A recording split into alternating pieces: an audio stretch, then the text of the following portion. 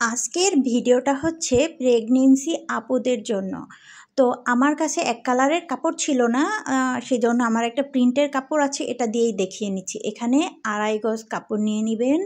তো আপনারা যদি একটু হেলদি হয়ে থাকেন তাহলে 3 গজ নিতে পারেন।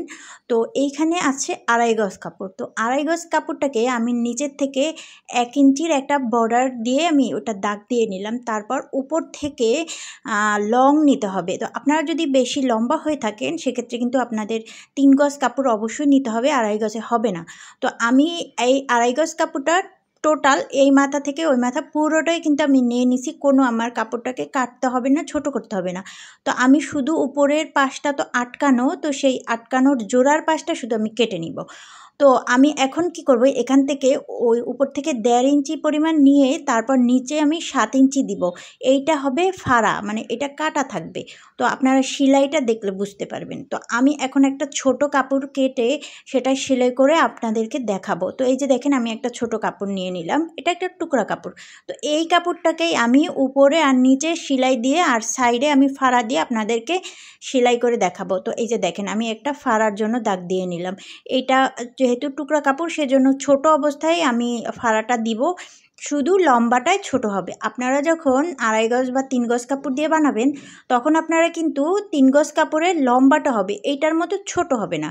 তো আমি প্রথমে কি করব, সেই 7 ইঞ্চির নিচের দিকে যেই কাপড়টা থাকবে পুরোটা আমি সেলাই দিয়ে জোড়া দিয়ে নিব।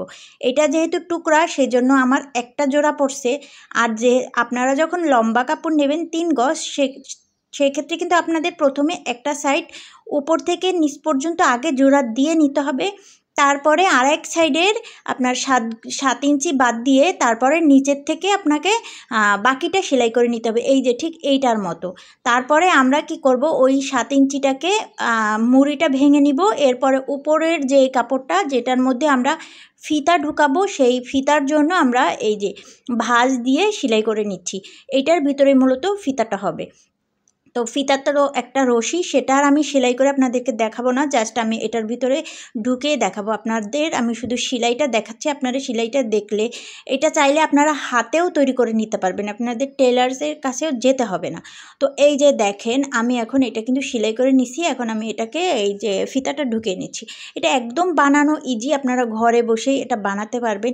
প্রেগনেন্সির শেষ সময়টা যেহেতু একটু পেটটা ভারী থাকে, তো সেই সময়টা কিন্তু আগের মাপের যে 6 পেটিকোট থাকে সেগুলো কিন্তু হয় না। তো শেষের সময়টার জন্য আপনারা চাইলে এইভাবে করে 2টা বানাই নিতে পারেন।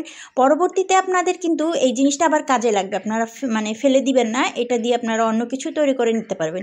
এটা দেখেন, কোনো কিন্তু কাটাকুটি কিচ্ছু হয়নি, জাস্ট যেরকম কাপড় সেরকমই থাকবে, শুধু উপরে ফিতার জন্য একটা সেলাই হবে আর নিচে আপনারা বর্ডারের জন্য একটা সেলাই দিয়ে নেবেন। তো এই যে দেখেন ফাইনাল লুকটা, এটা ছোট, আর আপনারা 3 গজ কাপড় দিয়ে বানালে সেটা একটু সাইজে লম্বা হবে।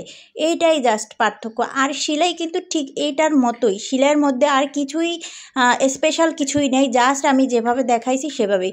শুধু একটা 7 ইঞ্চি পরিমাণ একটা ফাড়া দিয়ে রাখবেন, আর উপরে ফিতাটা ঢুকানোর জন্য একটা 1 ইঞ্চি বরাবর বর্ডার দিয়ে নেবেন, জাস্ট শেষ, আর কোনো কাজ নেই। এটা কিন্তু পরতে আরাম হবে। এই যে ফিতাটা আপনারা চাইলে ছোট বড় করে নিতে পারবেন, আর এটার মাজার কাপড়টা থাকবে অনেক বেশি বড়, আপনাদের এই মানে ছোট করতে হবে না, এই বড়টাই আপনারা ইজিলি ঢোলা মানে খোলামেলাভাবে পরতে পারবেন, আরামদায়ক হবে। তো এই ছিল ভিডিওটা। আল্লাহ হাফেজ।